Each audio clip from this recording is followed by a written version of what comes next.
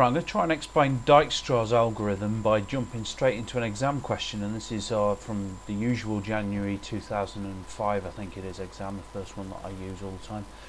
Now, Dijkstra's algorithm we're going to use to find the shortest route from A to H. The numbers, the weights on the edges represent distances, and all we're interested in is finding an algorithm from A to H.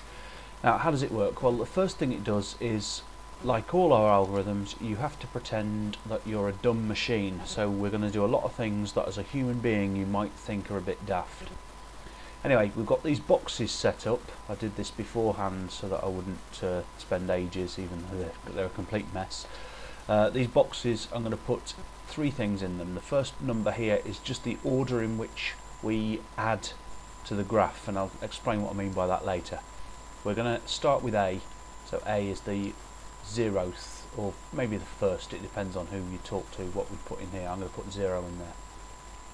So we start off with A, and it's 0 is the distance.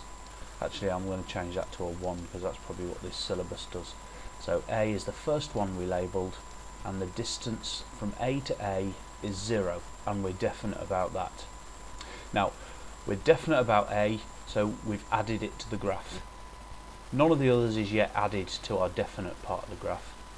Now, from what we've added, what we've got in the graph so far, that's just A. Look at all the vertices that are joined directly to it. That's just B and D in this case. To B, we now have a route which is 124 from A to B. And to D, we have a route which is 125 from A to D. Now, what can we say now for definite? Well, we can say for absolute definite that the shortest distance possible from A to B is 124. We can't yet say that the shortest distance from A to D is 125. Why? Well, because we haven't considered a route from B to D yet. We can get to B in 124. If we could get from B to D in a half a mile or half, then we'd be able to get to D in 124 and a half. So we can't be certain that the shortest distance is 125 from A to D yet. Remember, we're looking at this from the point of view of a dumb machine. So the shortest distance to B is definitely 124, and that's the number I write in this top corner here, and B is the second that we've added to our graph. Now, consider all the routes from B.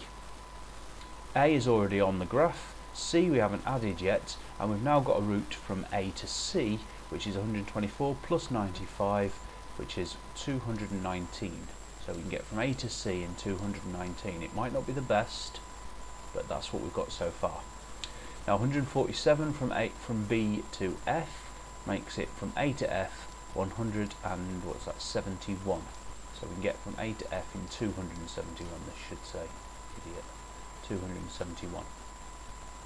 Now, what we do now is we look at the three, now C, F and D, the three vertices that we've not yet added, and we look for the smallest number, and we can now definitely say, because it's the smallest number we're considering, that from A to D the shortest possible path is 125, and D is the third vertex that we add to the graph. These numbers in the top left are simply so that the examiner can see that we've added them in the right order, really.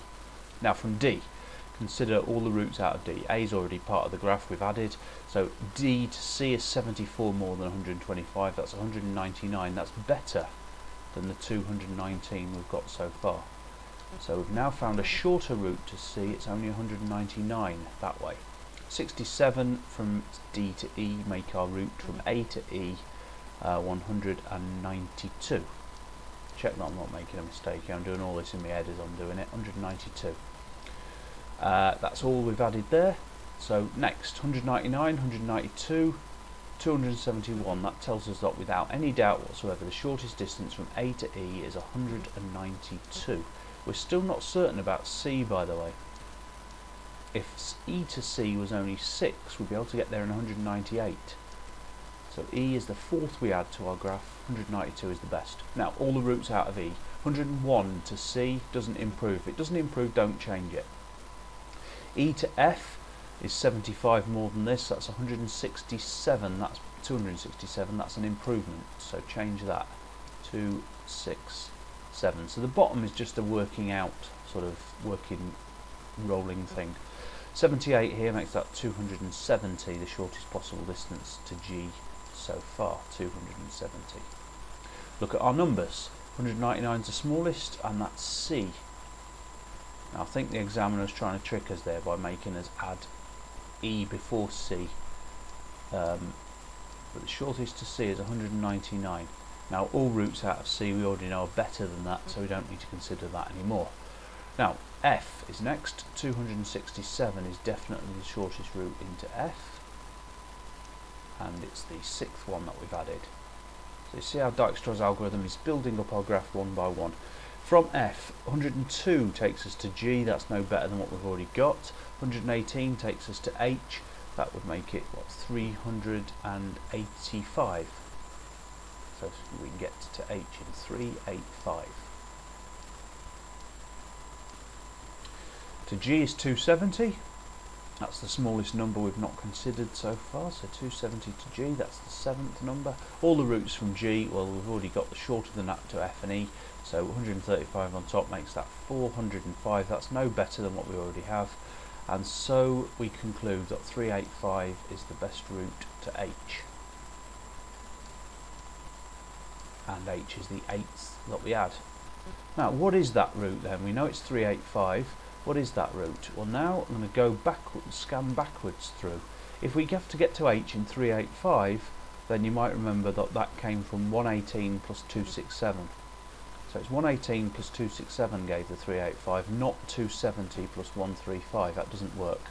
So that line there must be part of the shortest route. Where did we come from F? Well, again, you might remember this as we're going along, but 75 from 267 is 192. So 192 is here. Just to check that that is 147 from 267 will be 120, but we can't get to B in 120, so this 147 wouldn't get us there in time. And you can consider this, and that's clearly not part of it. Then we've got to be here in 192. The only one that we could get to here in 192 is if we go along here.